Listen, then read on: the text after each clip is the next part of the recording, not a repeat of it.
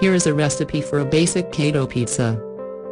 Ingredients: 1 cup almond flour, 1/4 cup grated Parmesan cheese, 1/4 cup mozzarella cheese, 1 egg, 1 teaspoon Italian seasoning, salt and pepper to taste, 1/4 cup tomato sauce, 1/4 cup shredded mozzarella cheese. Toppings of your choice: meats, vegetables, etc. Directions: preheat the oven to 425 degrees Fahrenheit, 220 degrees Celsius.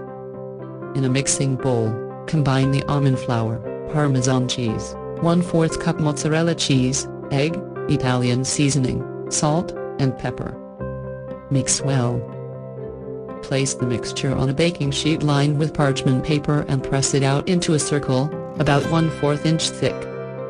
Spread the tomato sauce over the crust, leaving a small border around the edge. Sprinkle the shredded mozzarella cheese and toppings over the sauce.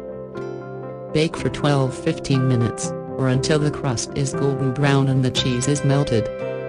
Remove from the oven and let cool for a few minutes before slicing and serving.